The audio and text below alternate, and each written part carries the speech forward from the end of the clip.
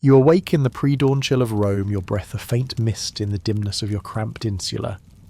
The city hums with a restless pulse, a beast stirring before the Colosseum's gates creak open. Your straw mattress scratches against your skin, a poor shield against the cold stone beneath. But sleep is a luxury you can't afford today. The games await, and you, a plebeian with calloused hands and a stubborn heart, feel the fire of anticipation kindling in your chest. You rise muscles aching from yesterday's labour, and pull on your worn tunic, its edges frayed like the dreams you once had of climbing Rome's ruthless social ladder. Outside, the streets are alive with shadows and shouts. Your neighbour, a wiry baker named Gaius, is already cursing the price of watered wine, his voice cutting through the morning fog like a blade. You smirk. Gaius always did love his drink more than his sense. But there's no time for banter. The Colosseum's promise pulls you forward, a siren's call of blood and glory. You slip into the throng, your sandals slapping against uneven cobblestones, dodging a cart of overripe figs, and a woman whose eyes linger too long, her gaze a dangerous spark in the half-light. She's trouble, you think, but trouble will have to wait. The air grows thick with the scent of sweat and cheap perfume as you near the Colosseum's looming arches. You've heard the rumours, 20 tigers, a gladiator who bit a man's ear clean off an emperor in a foul mood. Your pulse quickens. To miss the games is to miss Rome's beating heart, and you'd rather lose a hand than a seat. You push past a vendor hawking honey cakes, his voice a grating chant, and feel the crowd's heat press against you, a reminder of the 50,000 souls you'll soon share this madness with. The gates are close now, their shadows promising chaos splendour, and a chance to forget for a few blood-soaked hours the weight of your own insignificance. You're swept into the Colosseum's maw, one of 80 entrances swallowing you whole. The crowd surges like a river, and you're a pebble caught in its current, jostled by elbows and curses.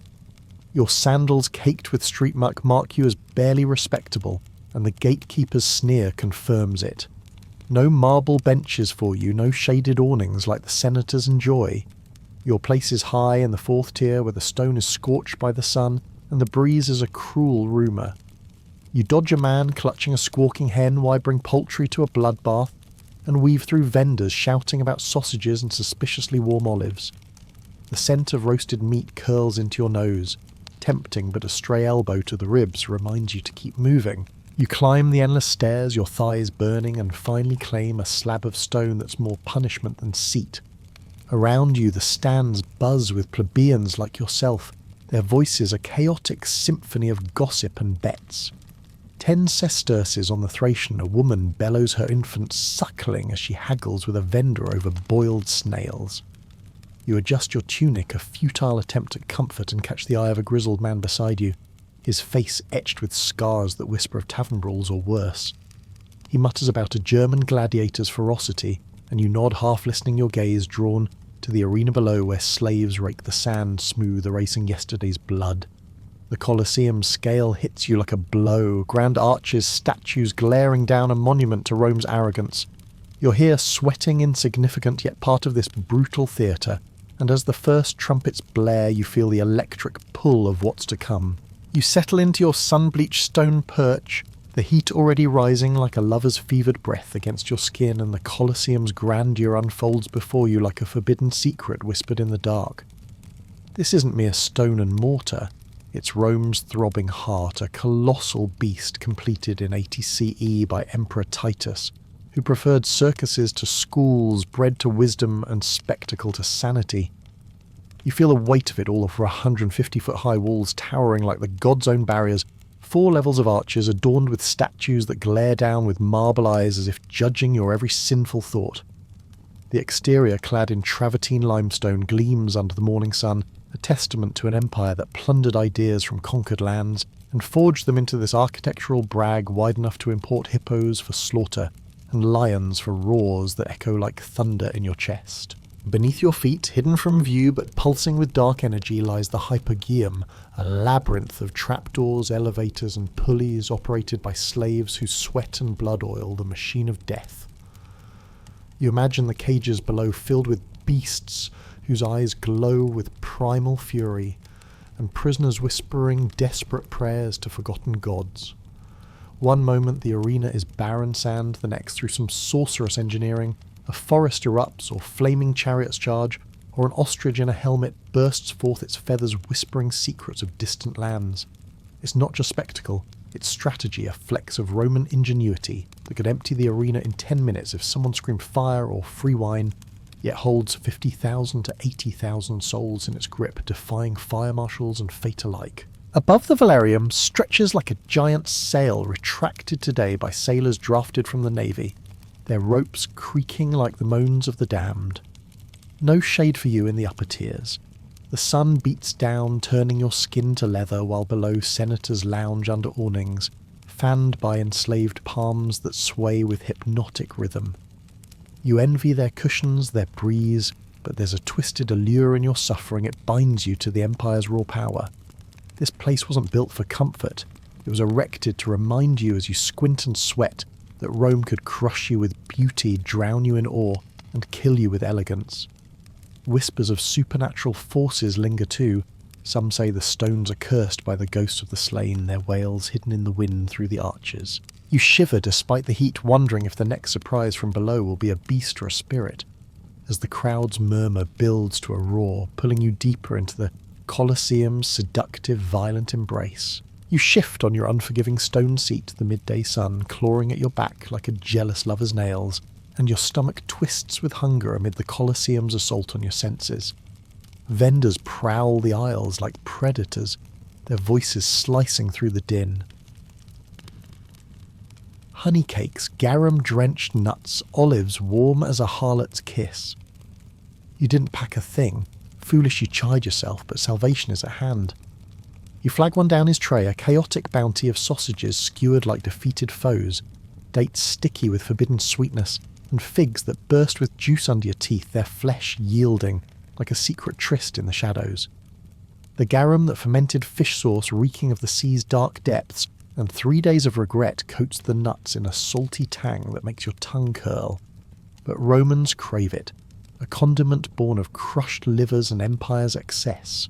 Around you the air thickens with odours that war for dominance, roasted meat mingling with cheap perfume, sweat-soaked wool tunics releasing waves of human musk, and the faint eerie undercurrent of blood from the arena below where slaves rake sand stained crimson. To your left, a man fans himself with a crumpled scroll, his breath heavy with vinegar wine, while to your right a woman argues prices, her voice sharp as a gladiator's blade. Someone's brought a goat, gods know why its bleats adding to the symphony, its warm flank brushing your leg in accidental intimacy. In front, a child gnaws on petrified breadcrumbs, scattering like omens, and above it all floats the wilting dignity of 50,000 souls, packed tighter than lovers in a hayloft. Yet there's a gritty charm in this overload, a sensual chaos that heightens the intrigue. The vendors are performers too, dodging spills with acrobatic grace, quieting during tense moments, only to erupt again, their timing as precise as a thrust in the arena. You chew your sausage, the meat bursting hot and savoury fat dripping down your chin like blood from a fresh wound, and feel the crowd's energy coil around you. Whispers of betrayal float by a senator's affair, a gladiator's curse, and you wonder if supernatural forces stir the air ghosts of executed criminals weaving through the sense, heightening the tension. This isn't mere sustenance. It's armour against the coming violence, something to grip as you watch a man battle a leopard with nothing but a fork and fate's cruel whim. The games loom, and with each bite you steel yourself for the raw, unflinching drama about to unfold. You feel the Colosseum's pulse quicken as the morning executions ignite a brutal overture to the day's symphony of death, where condemned souls are thrust into the arena like offerings to a vengeful god.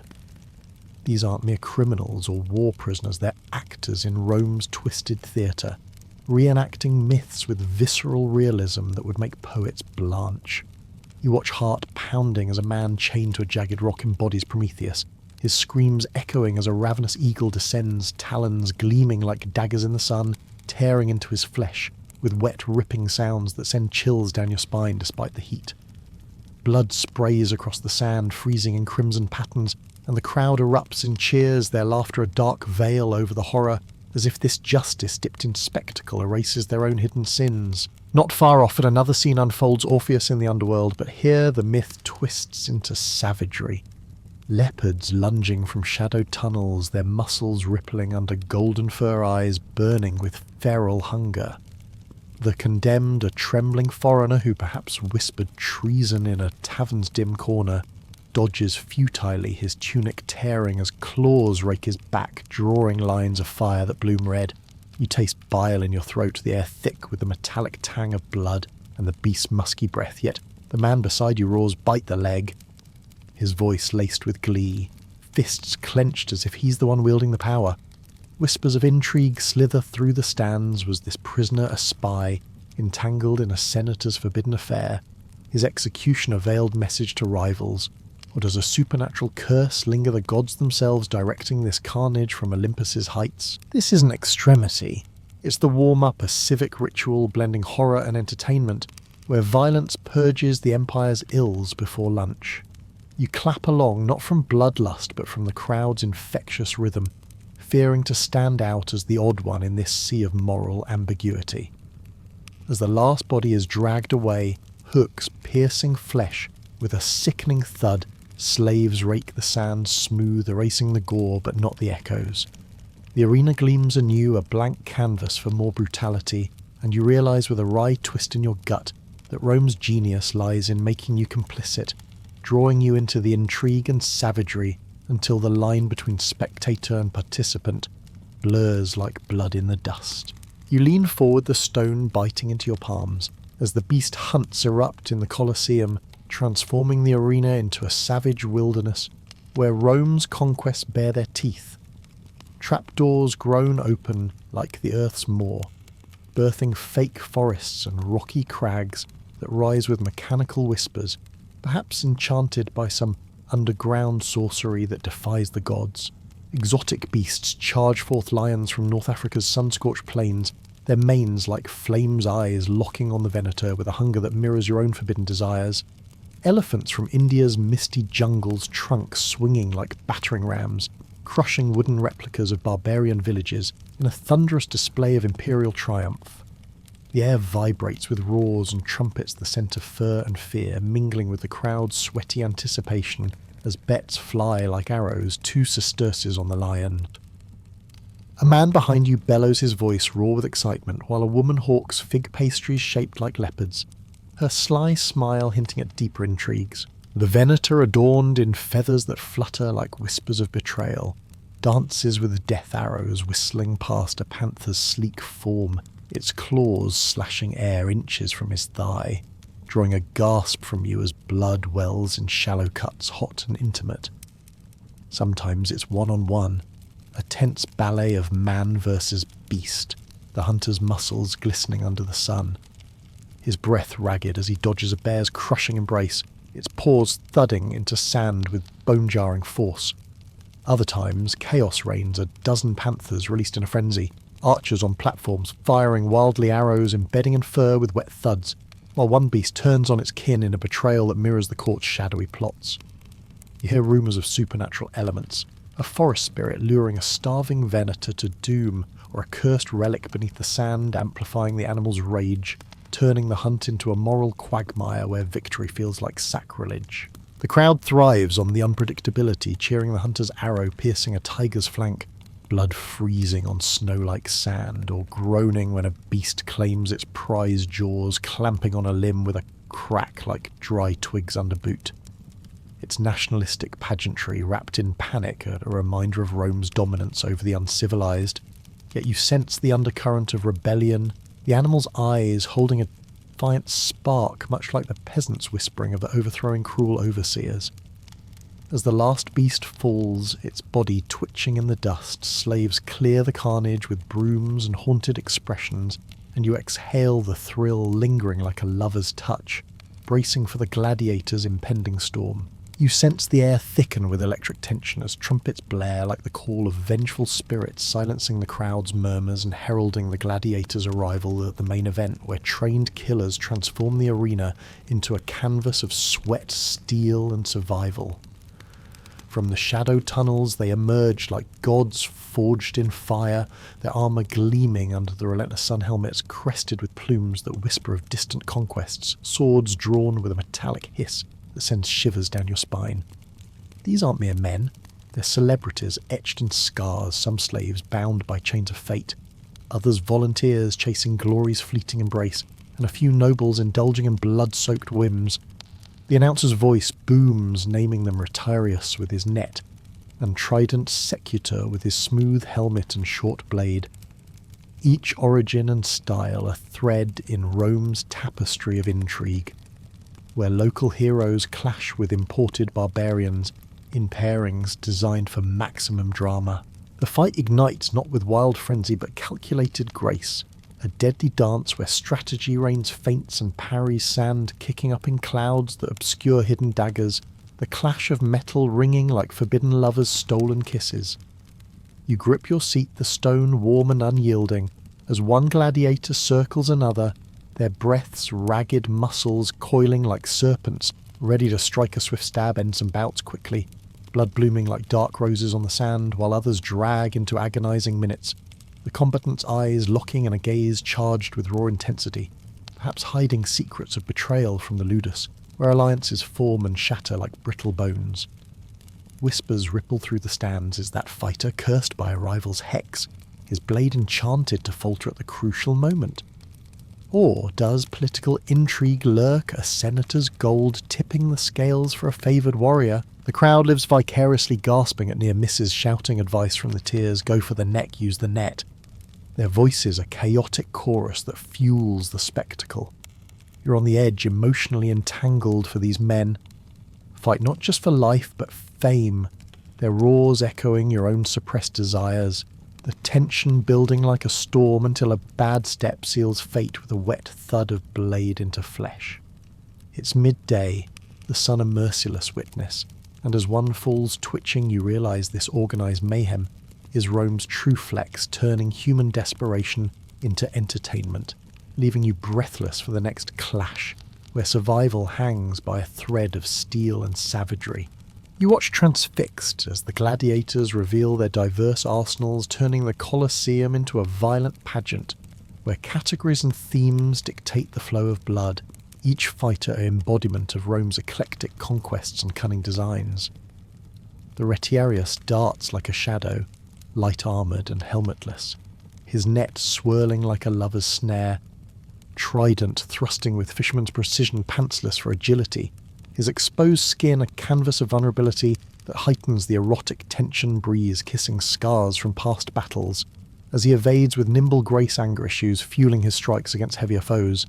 His nemesis, the Secutor, charges like a bull, close-fitting helmet, warding off nets, short swords slashing in close quarters, an anti-fisherman built for brutal intimacy, hoping slippery sands don't betray him mid-lunge. Then comes the Mamilo, the tank of the arena, massive shield and helmet, adorned with fish motifs that mock the trident wielder, his bulk slow but unyielding, like an armoured ox schooled in deadly finesse. Greaves and arm guards clanking as he absorbs blows that would fell lesser men. Thracians with curved blades, Hoplomachus spearmen, Dimachiri dual-wielding daggers in reckless bravado, each type a fusion of swords, spears and cultural plunder, some armoured, like blacksmith's nightmares, others stripped to essentials for speed's seductive edge. It's no mere brawl, it's a fashion show of fatality where showmanship trumps raw strength. The crowd favours the dramatic, those who pose with theatrical flair, raw one-liners that echo through the arches or spin in salute before the emperor, even if death claims them moments later in a spray of arterial crimson. Technique reigns supreme footwork, precise as a dancer's blade, singing through bone with visceral poetry, the applause thundering for elegant kills over clumsy ones. You feel the pull of their charisma, the man next to you nearly hurling his sandal in excitement, while whispers of intrigue weave through a gladiator's secret affair, with a noblewoman fueling his fury or a supernatural curse from a buried relic making a shield falter. In this arena of morally ambiguous heroes, dying with style is unforgivable only if lacking form, and as the victor stands, sweat-slicked and heaving, you ponder the Empire's genius in crafting such layered savagery where power dynamics play out in every clash, empowering the marginalised through brief bloody agency. You hold your breath as the fight concludes, one gladiator towering, sweat slicked and heaving, the other sprawled on the bloodied sand, twitching like a fallen leaf in the wind, his wounds a testament to Rome's unforgiving dance. The victor's eyes lift to the imperial box where the emperor lounges under silken awnings, laurel wreath crowning his brow, a god among men sipping wine richer than your wildest dreams. This is the moment of truth where mercy hangs by a thread. The crowds roar a tempest begging for blood or benevolence, thumbs up, for life, thumbs down for death, though historians whisper it's more nuanced, a vague wave or shrug that seals fates with casual cruelty, political theatre wrapped in the guise of justice. The downed fighter pleads with desperate eyes, his body a map of bruises and gashes, perhaps hiding scars from secret affairs or betrayals that led him here, a gladiator, entangled in courtly intrigue where a senator's whisper doomed him. The masses chant, "Mitter, let him go." If he fought with fire, his poses and roars earning favour, or Eugula kill him. If he faltered, clumsy and unworthy, a foreigner who didn't bear his soul enough. You join the fray, voice hoarse swayed by the mob's fever, while the emperor weighs the scales, mercy to appear benevolent to the plebs, doomed to assert dominance over senators, each decision a stroke in the empire's bloody ledger. If death calls, the victor advances, blade flashing in a clean theatrical plunge or drawn-out savagery if spite burns hot, the loser's gasp echoing like a lover's final sigh, dignity crumbling in sand-choked breaths. As the body is dragged away amid cheerful flutes, slaves rake the arena, smooth erasing carnage, but not the lingering scent of iron and regret. The sun blazes overhead, turning marble to fire, and you slump back parched and numb as intermission descends, a lull of groans and shifts vendors louder, with lukewarm posca that pickles your tongue, its vinegar bite a stark contrast to the elite's shaded reprieve. Socialising buzzes nobles, whisper of abs, a man debates a lion's deserved win with his wife, fanning herself amid the petting zoo stench of sweat and graves. A feint from above goes ignored the Valerium's patchy shade, a tease operated by sailors' ropes, and as trumpets stir anew, you brace sunburnt and delirious for the game's resumption, wondering if supernatural whispers from the hypogeum foretell more twists in this tapestry of power and pain. You blink in disbelief as the arena floods water, gushing from aqueducts like a river god's wrath, turning the sand pit, still echoing with bare maulings, into a chaotic inland sea for Naumachia, Rome's absurd naval battles that scream engineering arrogance and imperial excess. Not everyday fare, but when it happens, it's a spectacle of splashing carnage, the wooden floor removed depths deep enough for small warships rowed by condemned men, criminals, prisoners, or tax evaders dressed as ancient foes, their oars cut in waves that lap with the scent of donkey sweat and fish sauce. Miniature triremes collide with thunderous cracks, soldiers leaping deck to deck in frenzied boardings, arrows hissing through air to embed in flesh with wet thuds, boats erupting in intentional flames that dance like forbidden passions, explosions of pirate vessels drawing gasps from even jaded senators. These aren't strategic masterpieces, but theatrical drownings reenacting myths or historic triumphs with high casualties, participants dying dramatically in puddles that hide supernatural undercurrents. Perhaps cursed relics stirring the waters, luring men to watery graves, amid whispers of betrayal from handlers who rigged the ships for failure. You sit awestruck, the vinegar wine turning your vision hazy, pondering a return to mundane street mimes after the Zindor War.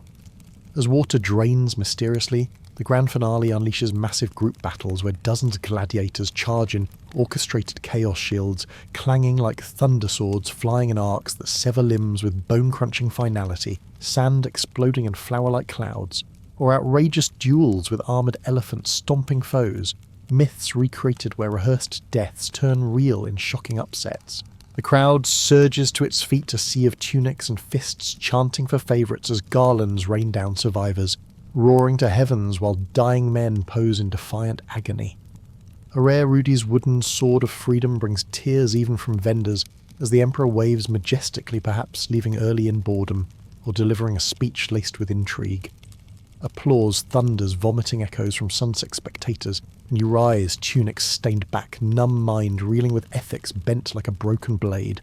The exit is a tunic jam, post-show judgments flying, the Thracian was robbed, the elephant was sick, vendors hawking mystery meat streets, a garbage fire of wreaths and wrappers, children reenacting kills with sticks drunk singing wordless anthems. Gladiators' names spread like wildfire graffiti honouring victors, mark a slayer of 5 hot, while you stagger home, sand-gritted and regretful calves aching heart, pounding with screams and blasts, knowing you'd return tomorrow for Rome's unmatched blood-soaked ovation, a free escape from life's grind, where for a moment you're not just surviving, you're alive in the Empire's savage embrace.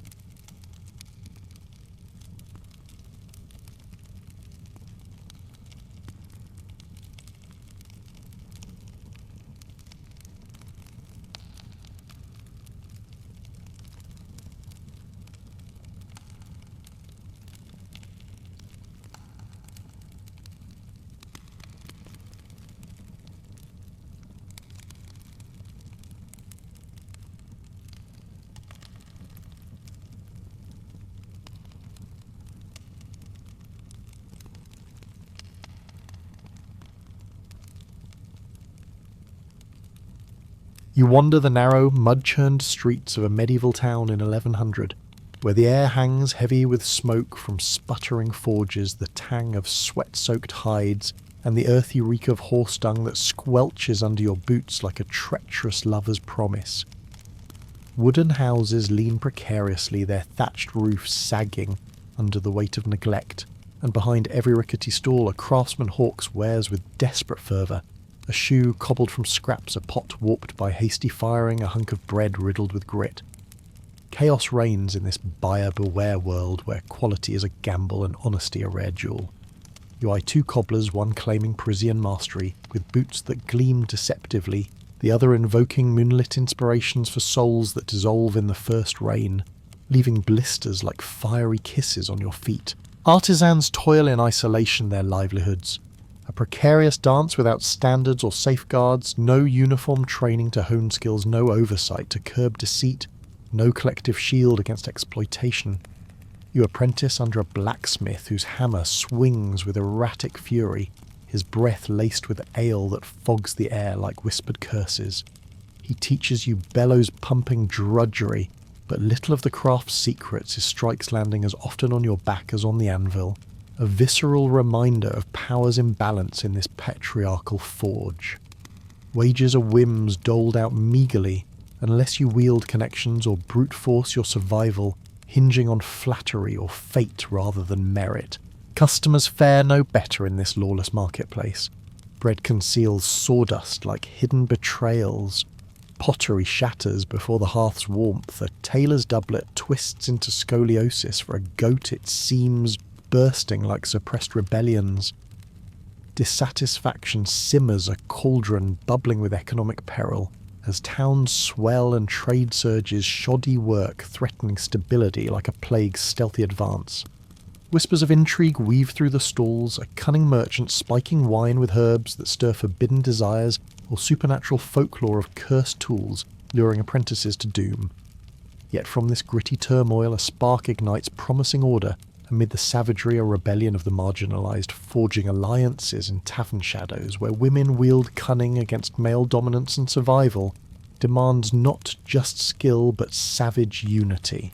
You slip into the dim glow of a medieval tavern where the air thrums with the low hum of conspiracy artisans, bakers with flour-dusted hands, smiths bearing hammer-calloused fists, tailors with needle-pricked fingers, carpenters scarred by splintered betrayals, gathering under flickering torchlight that casts shadows like whispering spirits on the walls.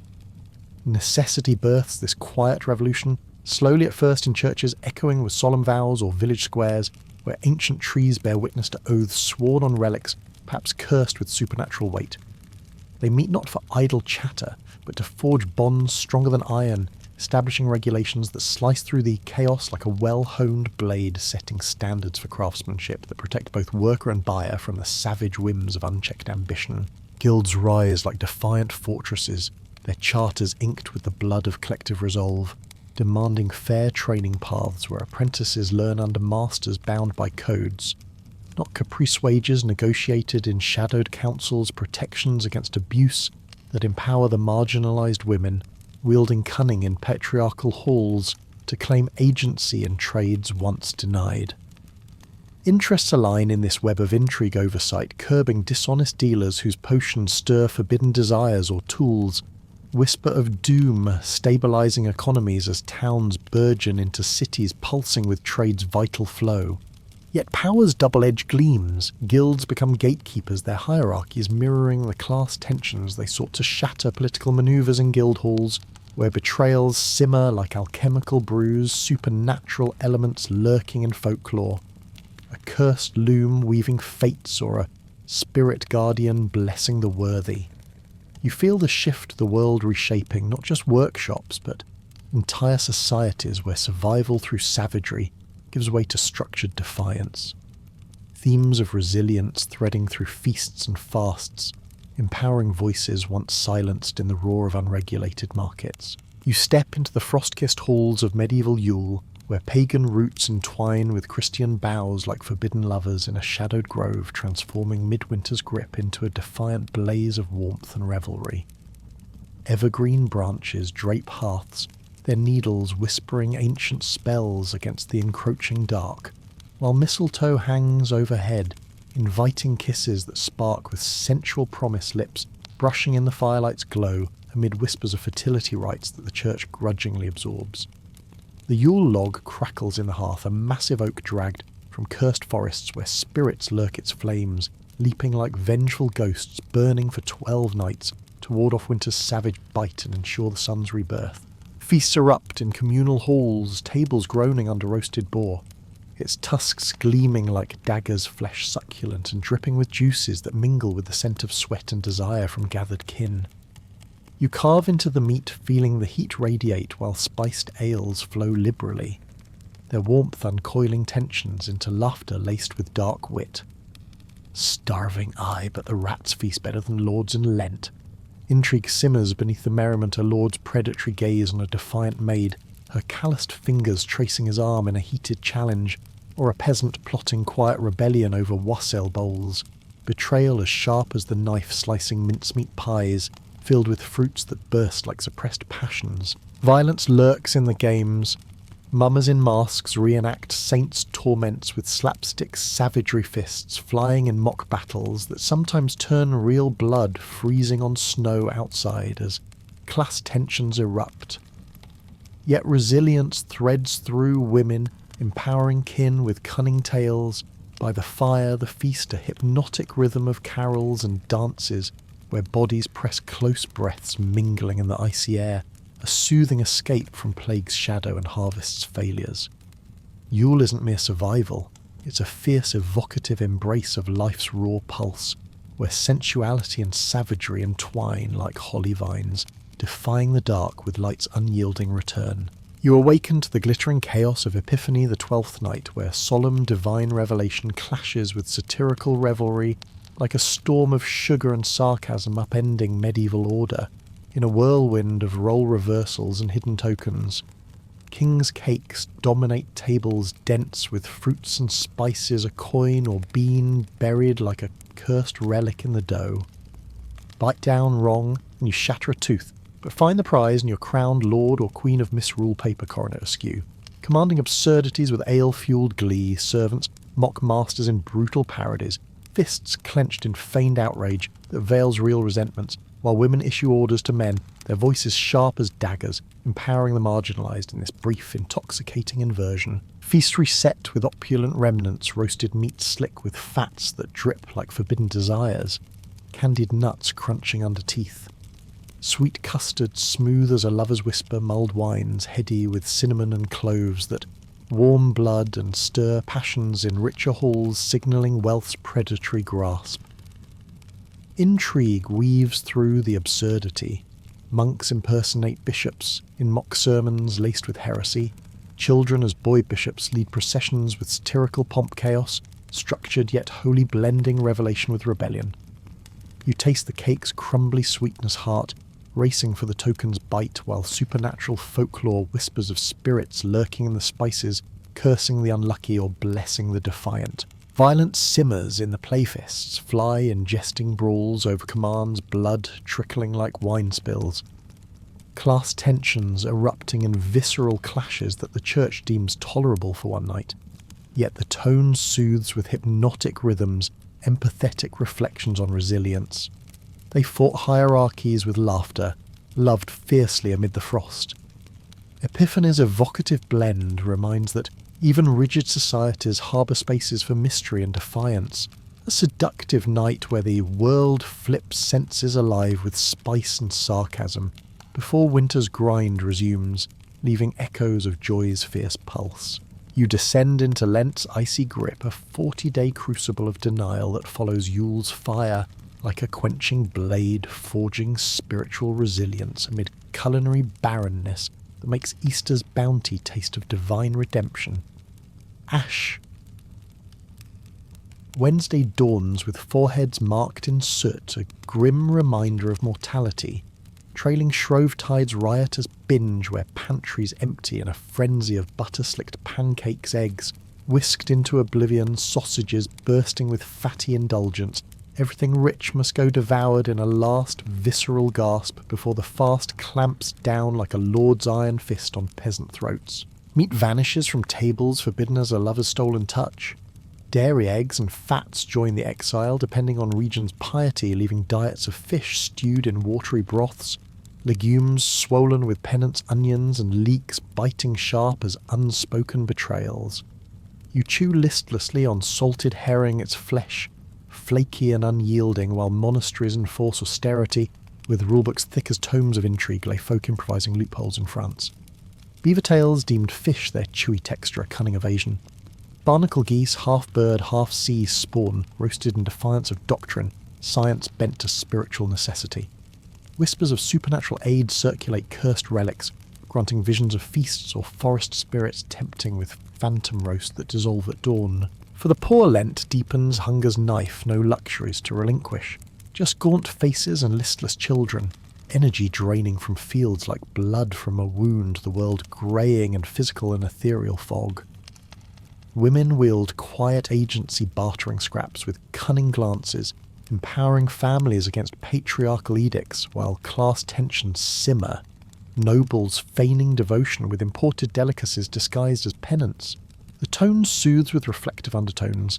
They endured stubborn as roots in frozen soil, building hypnotic anticipation, each meagre meal a step toward Easter's explosive joy, deprivation carving space for celebration's fierce return, a psychological trap where savagery of self-denial heightens the senses' rebirth.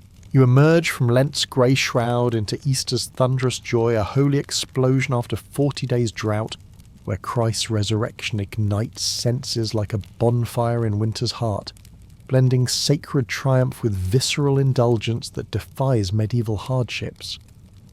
The vigil unfolds in candlelit churches, hymns rising hypnotic as incense curls, flames flickering like forbidden desires rekindle the congregation waiting for bells to peal. Christ is risen. An exhale that shatters the fast kitchens erupting in frenzy, ovens stoke with butter's forbidden richness, eggs hoarded like treasures whisked into custards, creamy as a lover's sigh, lambs slaughtered with ritual precision, their meat roasting to succulent perfection, symbolizing the Lamb of God, yet tasting of earthly defiance. Tables groan under the centerpiece roast lamb flesh tender and juice-dripping, perhaps ham or suckling pig for wealthier halls, apple in mouth like a silent secret. The poor make do with eggs dyed vibrant boiled or baked into pies that burst with new life's promise, cheeses aged in cellars bared at last. You bite into braided breads herbaceous and warm honey cakes topped with fruits that explode sweet on the tongue, spiced wines, pouring liberally vegetables roasted in animal fats, evocative embrace. Influences weave in bitter herbs from Jewish Passover echoing in flatbreads, and tales told amid the feast, a cross-cultural intrigue heightening mystery. Chaos reigns. Joyful musicians strum lutes with rhythmic seduction. Children roll eggs in games laced with laughter and shoves that draw blood in playful violence. Nobles distribute coins and buns to beggars in pious displays. masking power's grip. Monks stage resurrections with smoke and bells, costumes bearing dramatic flair, the air alive with colour and taste after deprivation's toll.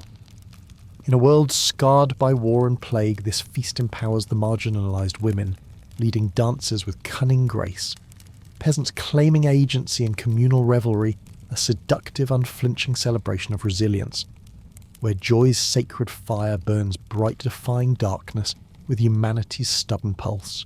You enter the sanctified halls of the medieval church, where stern facades conceal a vibrant role as feast orchestrator, blending piety with indulgence in a hypnotic dance that elevates holy days to sensory spectacles.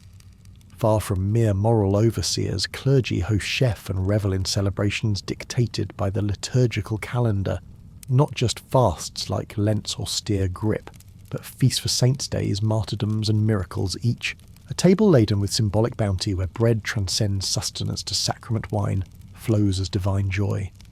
Monasteries pulse as culinary powerhouses, their vast farmlands, vineyards and fisheries yielding baked fish, glistening with oils, fresh breads warm and yielding soft cheeses that melt like whispered confessions. Fruit conserves tart with forbidden sweetness, and on exalted days sugar-white gold rarer than relics, its crystals sparkling like stars in a cursed night sky. Bishops and abbots embody lavish hospitality as religious duty, their banquets for clergy nobles and ragged villagers a fusion of charity and power display, roasted goose, bare and succulent strong ales foaming with heady promise, private dining rooms velvet cushioned and silver adorned drawing grumbles from reformers who decry gluttony cloaked in godliness. Parish priests extend the revelry, blessing feasts in churchyards turned festival grounds, music swelling under open skies as dances whirl with sensual abandon, bodies pressing close in rhythms that stir desires the morning sermons might condemn. Intrigue simmers in these gatherings, a monk's affair whispered over spiced wine, or a bishop's political manoeuvring amid the clink of goblets, supernatural elements lurking in folklore of blessed loaves multiplying or cursed chalices poisoning the unworthy.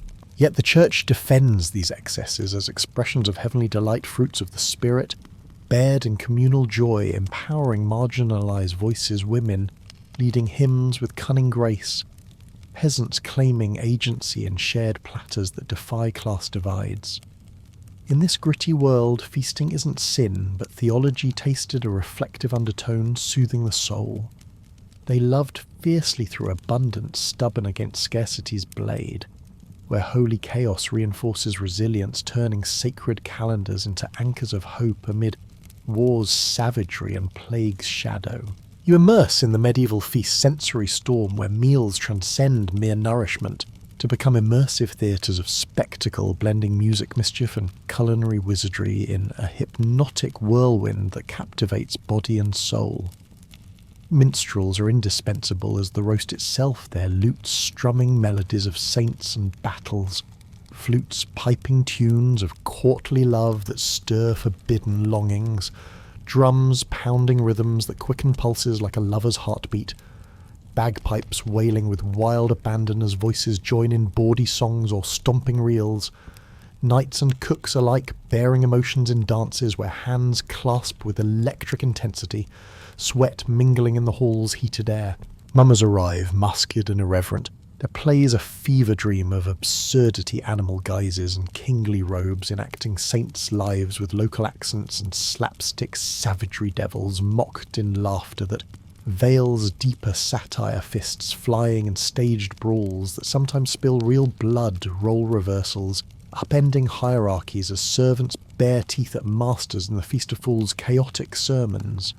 Intrigue threads through a jester's quip hiding political barbs, or a performer's affair whispered amid the applause, supernatural folklore adding eerie layers, ghostly apparitions in the smoke or cursed masks whispering dooms to the wearer.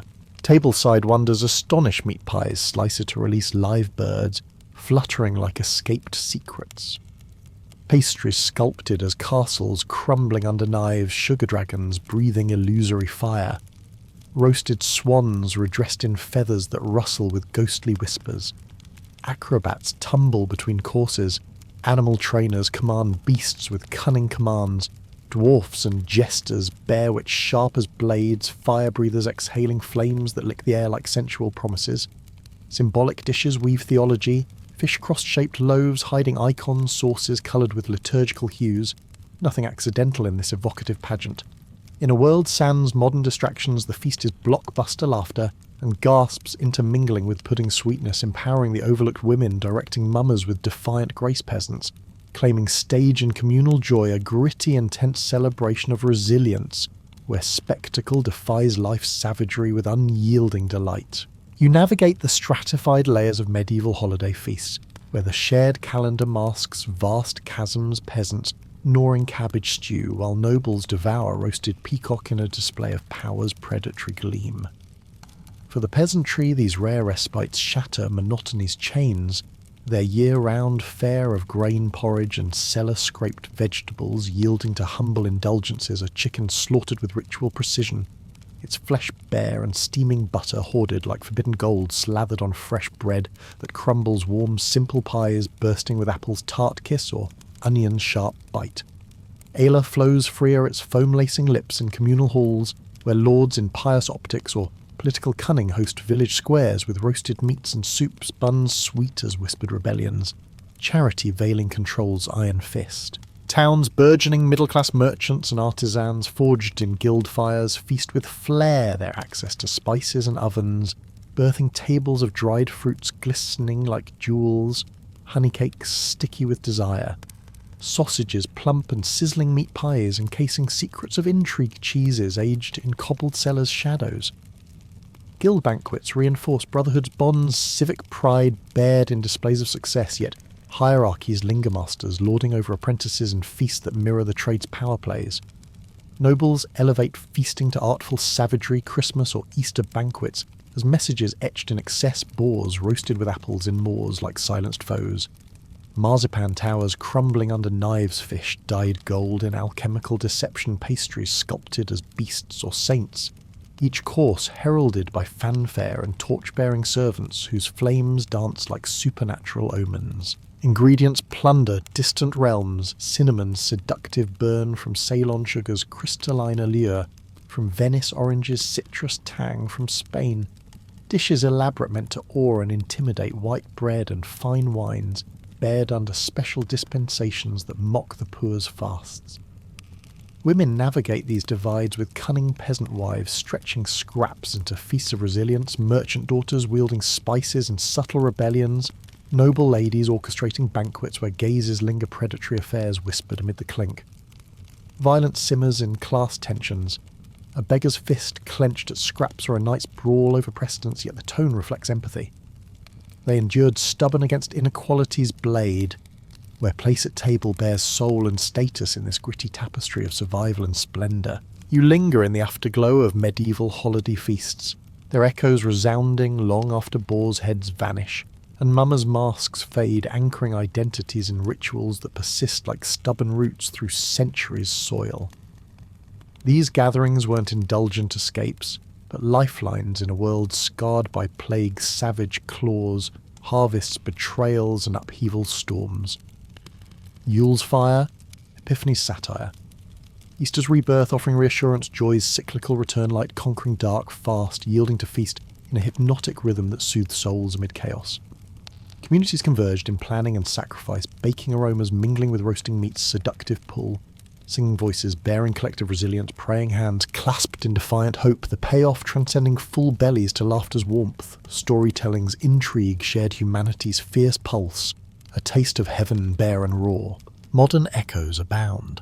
Christmas roasted meats, Yule logs crackling, gift-giving's generosity, greenery decked in lights, all rooted in medieval customs where mistletoe's kisses stirred forbidden desires.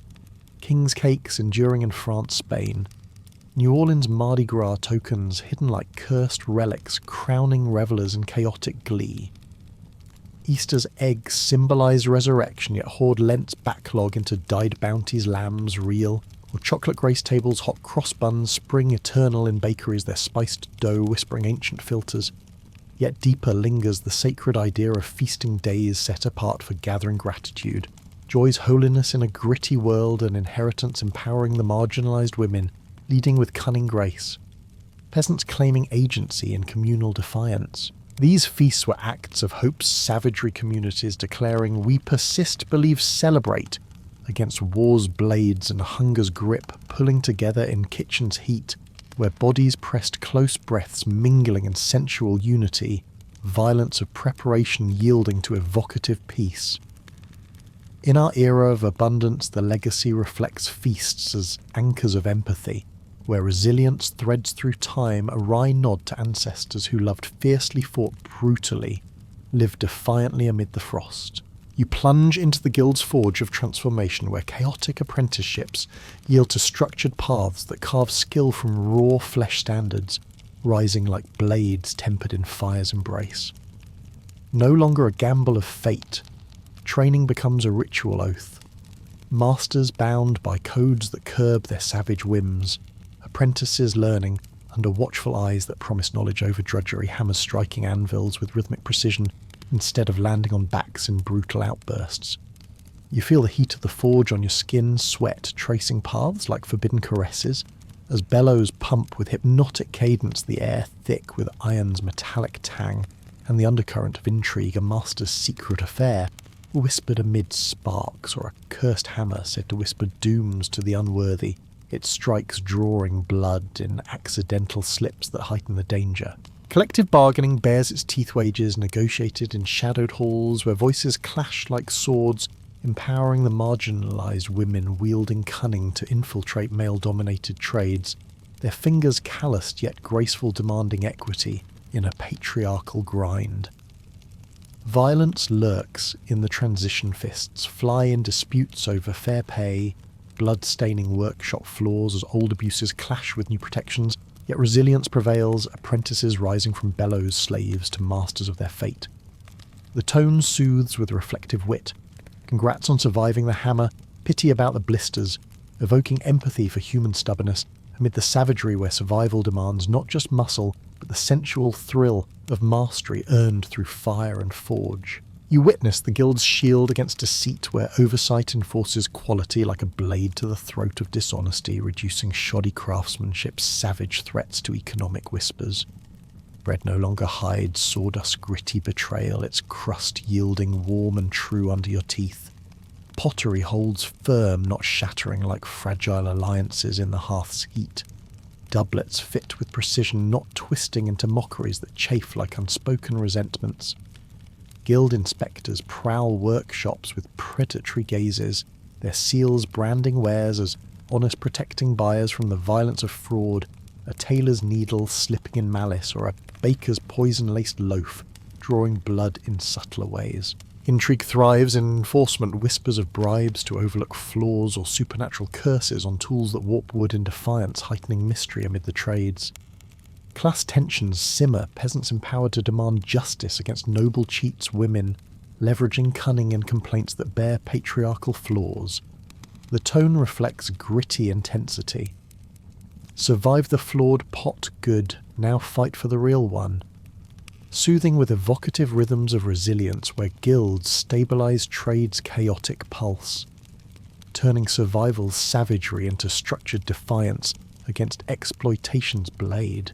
You delve into the sanctified essence of medieval holiday feasts, where indulgence transcends gluttony to become ritual anchors tying the divine to the carnal, in a hypnotic weave that soothes the soul amid life's brutal fray. These gatherings pulse with sacred rhythm, marking time's passage like church bells, tolling through fog. Each bite a prayer, each sip a communion, where bread's crust yields like yielding flesh, wine's warmth stirring blood with evocative fire. Communities converge in preparation's savagery, knives flashing through meat's resistance ovens, heat searing skin like forbidden touches, yet yielding to shared joy that defies plague's claws and war's blades. Intrigue simmers in the symbolism tables laden with foods mirroring liturgy. Fish for Christ's miracles, bare and flaky loaves hiding relics that whisper supernatural blessings or curses upon the finder. Women in power through cunning orchestration, directing feasts that subvert patriarchal edicts, their hands tracing patterns in dough like spells of defiance. Violence lurks in the hunt for ingredients, fists clenching over scarce spices, blood spilling in poachers' skirmishes, yet the tone reflects empathy. They loved fiercely stubborn against darkness's grip, resilience threading through laughter and tales told by firelight breaths mingling in sensual closeness. Feast declare persistence, a collective roar, we endure, believe, celebrate, turning scarcity's knife into abundance's embrace where joy's holiness empowers the marginalized, a gritty celebration of humanity's unyielding pulse in a world of shadows and storms. You plunge into Shrovetide's riotous prelude, a frenzied purge before Lent's austere blade falls, pantries raided in a visceral binge that devours the forbidden with savage glee. Tables overflow with pancakes slick with butter's golden melt eggs, whisked into fluffy oblivion, sausages bursting hot and fatty, like suppressed desires unleashed pastries crumbling sweet under teeth that grind with defiant hunger. Everything rich, creamy, carnal must vanish, consumed in a hypnotic whirlwind that soothes the impending drought with excess's seductive embrace. Communities erupt in chaotic revelry, fists flying in games that draw blood amid laughter intrigue weaving through a lord's affair, bared over ale-foamed mugs, or a peasant's cunning theft of lard from noble stores empowering the overlooked against class's iron grip. Supernatural whispers add eerie layers, cursed eggs hatching omens, or spirits tempting with phantom feasts that dissolve at dawn, heightening mystery in the glut. Women lead with graceful ferocity, their hands kneading dough like spells of resilience subverting patriarchal fasts with shared agency.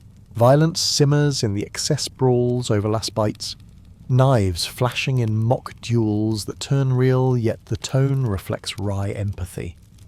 They gorge stubborn against hunger's coming storm, this final indulgence a psychological armour turning deprivation's savagery into anticipation's fire, where joy's fierce pulse defies the greying world ahead. You navigate Lent's austere labyrinth, where devotion's blade carves deep yet cunning loopholes bloom like forbidden fruits, bending rules in a dance of spiritual improvisation that heightens the season's gritty tension. While some endure with humble grit, chewing fish and legumes in grey monotony, others exploit ambiguities in France beaver tales classified as aquatic fare, their chewy texture yielding under teeth like a secret tryst surrender roasted amid whispers of intrigue. Perhaps a lord's affair justified by such evasions, or a peasant's sly barter for the tale empowering the marginalised against clerical edicts. Barnacle geese, mythical hybrids sprouting from driftwood, bear their flesh as half fish, half bird, a supernatural folklore that defies science but satisfies the fast, their meat succulent and guilt-laced. For most Lent's savagery bites hard, the poor hungrier still. No indulgences to relinquish, just gaunt frames and children's listless eyes, energy draining like blood from a hidden wound, workshops echoing with weakened hammers. Women wield agency in these shadows, concocting stews with herbs that stir subtle desires, subverting patriarchal fasts through shared secrets. Violence simmers in the deprivation fists, clenching over disputed loopholes, or brawls in markets where fishmongers hike prices like predatory lords. Yet the tone soothes with reflective sarcasm, starved sure, but at least the beaver's tail tastes of rebellion. This psychological forge tempers soul's loopholes, a defiant spark amid the grey building, evocative anticipation for Easter's explosive release where resilience's fierce pulse defies the fast's unrelenting grip. You awaken to Easter's fervent preparation kitchens, igniting like alchemical forges after Lent's drought, where deprivation's blade yields to indulgence's fire atmospheres charged with rebirth's electric pulse. Ovens roar to life, butter churned with rhythmic vigour, its creamy yield slathering breads that rise warm and yielding. Eggs hoarded like cursed treasures crack into custard smooth as a lover's whisper, lambs prepared with knives flashing precise and ritualistic, their flesh bared for roasting sensual heat. Sweetbreads spice with cinnamon's evocative burn wines uncorked in liberal flows that stir blood with heady promise. the air thick with aromas that mingle like forbidden embraces, meat savoury drip herbs, sharp kiss fruits bursting tart under the tongue. The atmosphere explodes in joyful chaos. Musicians strum lutes with hypnotic cadence, children shouts echoing in egg-rolling games where shoves draw playful blood nobles scattering coins and buns to the poor in displays of piety masking power's grip. Monks stage resurrections with smoke curling like supernatural veils, bells tolling thunderous costumes